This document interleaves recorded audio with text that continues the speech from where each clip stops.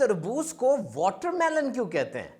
अगर आप एक बाइट तरबूज की लेना तो उस एक लुकमे में, एक बाइट में 92% वाटर होगा और 8% शुगर होगी, 92% पानी, इसीलिए इसको वाटरमेलन कहा जाता है।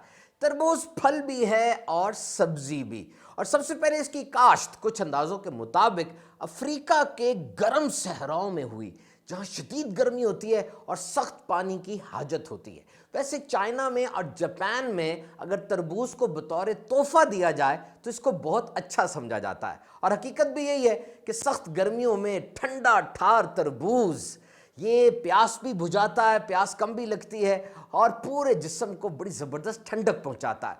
तरबूज को खाने के बहुत से तरीके हैं, उनमें से एक तरीका यह है कि आप तरबूज को खाने से पहले लीमू और पुदीना डालकर खाएं। ये एपेटाइजर है, भूख को बढ़ाता है। और तरबूज को आप सलाद में भी डाल सकते हैं, तरबूज का शरबत बनाकर पिएं, और बाज़ मुल्कों में तो आलू के चिप्स की तरह तरबूज को फ्राई भी किया जाता है, छोटा छोटा काट कर।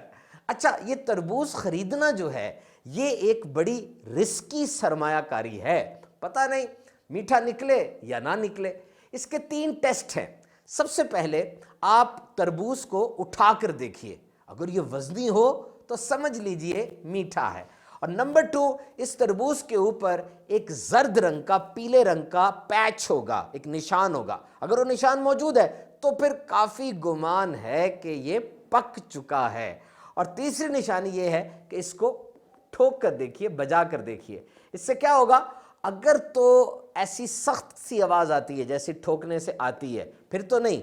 और अगर आप बजाते हैं और यूं आवाज आए जैसे तारों को छेड़ दिया गया है, यानी शिवरिंग की आवाज आए, तो समझ लीजिए कि यह तरबूज मीठा है। और अगर तरबूज ने ये तीनों टेस्ट पास कर लिए तो काफी गुमान है कि आपने एक अच्छा तरबूज खरीद लिया है। लेकिन याद रखिएगा, टेस्ट में नकल भी हो जाती है। तो ये तरबूज ना सिर्फ पानी की कमी पूरी करता है, बल्कि इसमें विटामिन सी, ए, पोटेशियम और जिंक का एक बड़ा खजाना होता है। इसके अलावा एक खास चीज लाइकोपीन इसके अंदर होती है, जो कि कैंसर से बचाती है, दिल की सेहत के लिए बहुत अच्छी है, और पट्ठों में जो सोजिश हो जाती है, पट्ठे सूज जाते हैं, इन्फ्लेमेशन होती है, उसको भी कम करती है, और जल्द और बालों के लिए तो बड़ी जबरदस्त है।